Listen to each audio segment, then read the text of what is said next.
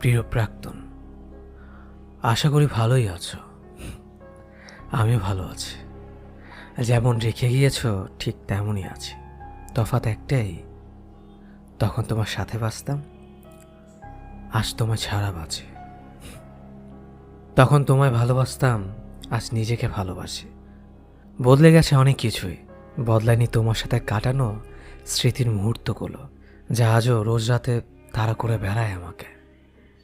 আমি রাগলে তুমি বলতে এটা রাগ নয়, এটা হচ্ছে তোমার প্রতি আমার ভালোবাসার সমষ্টি। তুমি ভুল ছিলে। যদি এতটাই ভালোবাসতাম তবে কেন জীবনের কঠিন সময়ে হাত ছেড়ে চলে গেলে? জানি তোমার কাছে উত্তর নেই। আমি চাইও না, শুধু চাই তুমি ভালো থাকো তোমার প্রিয়জন নিয়ে। আর আমি না হয় আমার প্রিয়জনকে উৎসর্গ করে দিলাম তোমার প্রিয়জনের জন্য। একটাই কথা, তার সাথেও এমন কোনো গল্প শুরু করো না যার শেষ তুমি না করতে পারো। ভালো থেকো তুমি। এইটি তোমার প্রাক্তন। ছেড়ে তো গিয়েছই, তবে এখন এই ভুল ধারণায় বেঁচো না যেন যে তোমায় এখনো আমি বোকার মতো ভালোবাসি। ভীষণভাবে ঘৃণা জন্মে গিয়েছে কথাটার উপর। আর এই জন্যই তো তোমার থেকে রূপে গুণে চরিত্রে ব্যবহারে হাজার গুণে ভালো কাউকে সুযোগ থাকার পরেও গ্রহণ করতে পারি না। আর ইচ্ছে হয়নি, সব প্রস্তাবে সোজা উত্তর না দিয়েছি। ভেতরের ভালোবাসাটাকে একেবারে বিষিয়ে দিয়েছো তুমি। ট্রু লাভ শুনলেই হাসি পায় এখন। কখনো ভেবো না মিস করি তোমায়। তোমার জন্য যাদের অবহেলা করেছি তাদের ভিড়েই আজ আমি হারিয়েছি। বন্ধুদের সাথে দিব্যি ভালো আছে, মুখ খোলার আগে বোঝা যায় তারা সব কিছু।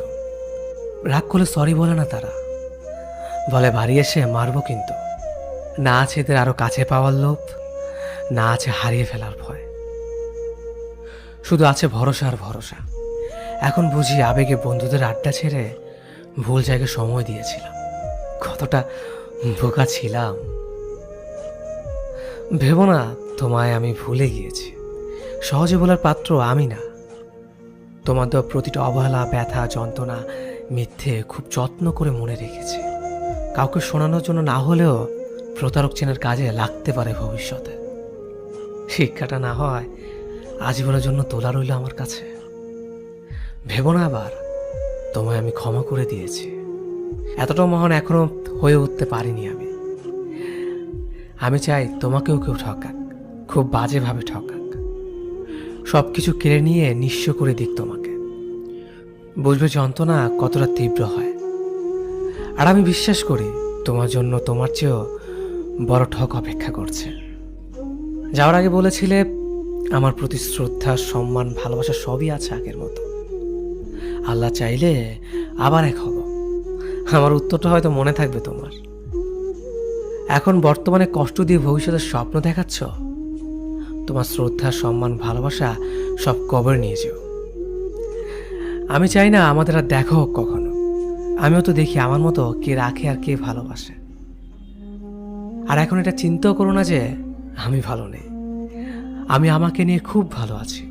এখন কারো জন্য আর নিচু হতে হয় না, কারো মন রাখতে হয় না, কিছু মনে করলো কিনা ভাবতে হয় না। এক কথায় বেশ আছে। একা থাকতে শিখে গেছি। এখন সবসময় মুখে একটা মৃদু হাসি থাকে।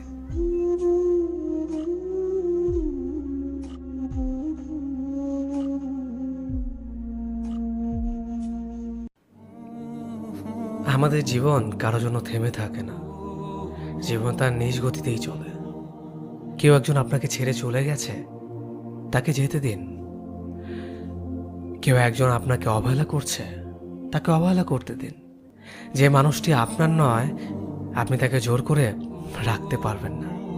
আপনি হাজার চেষ্টা করেও তাকে ধরে রাখতে পারবেন না। আমাদের জীবনে কিছু মানুষের আগমন ঘটে অতিথি পাখির মতো। এই মানুষগুলোকে চাইলেও আপনি আপনার জীবনে ধরে রাখতে পারবেন না, কারণ তারা সাময়িক সময়ের জন্য আমাদের জীবনে আসে। যখন তাদের জীবনে খারাপ সময় আসে তখন তারা অতিথি পাখির মতো আশ্রয় খুঁজে অন্যের জীবনে, নিজেকে ভালো রাখার জন্য। আর আমাদের মতো কিছু মানুষ বোকার মতো তাদেরকে আমাদের জীবনে ঠাঁই দেই। তাদেরকে নিয়ে আমরা স্বপ্ন দেখতে শুরু করি। তাদের নেশে আমরা যখন আসক্ত হয়ে যাই, ঠিক তখনই তারা আমাদের জীবন থেকে চলে যায়। এই মানুষগুলোর জন্যই অযথা আমাদের জীবনের মূল্যবান সময়গুলো নষ্ট করে, যা নিছক বোকামি ছাড়া আর কিছুই না। আমাদের নিজেদের ভালো থাকার চেষ্টা করতে হবে, অন্য কেউ আমাদের ভালো রাখতে পারবে না। স্বার্থ ছাড়া কেউ কাউকে প্রিয়জন বানায় না এই শহরে। অন্যের ওপর কখনো ভরসা করবেন না, অন্যের কাছে কখনোই প্রত্যাশাও করবেন না। প্রত্যাশা আমাদের জীবনে দুঃখের অন্যতম কারণ। একদিন তাকে জিজ্ঞেস করেছিলাম আমার পরিবার সদস্যর সাথে কেমন ব্যবহার করবে। উত্তরে যখন সে বলল, আমি যখন আপনার স্ত্রী হয়ে আপনার বাসায় যাব, তখন আপনার পরিবার মানেই তো আমার পরিবার, তাই না? সুতরাং আমার পরিবার নিয়ে আপনাকে ভাবতে হবে না। এই উত্তরে আমি রীতিমতো অবাক। এত সুন্দর করে উত্তর আমার মনে হয় না আর কোনো মেয়ে দিতে পারবে। সেদিন মনে হয়েছিল আমি অমূল্য রতন পেয়ে গেছি। একদিন সে আমাকে কপি করতে থাকলো।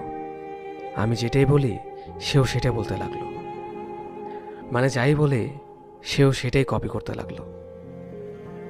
তারপর আমি বললাম, এই তোকে থাপ্পড় দিব। সেও কিন্তু আমাকে এটাই বলে ফেললো। বলার সাথে সাথে সরি সরি বলল, কারণ সে আমাকে কখনোই তুই তাকারি করে না বা ছোট করে অসম্মান করে কথা বলতো না। ওই দিন আমি ভেবে নিয়েছিলাম আমি আমার মনের মতো একটা মেয়ে পেয়ে গেছি। একদিন আমার জ্বর ও ঠান্ডা লেগে যায়, তখন ওর সাথে কথা বলার সময় কাশি দিয়েছিলাম।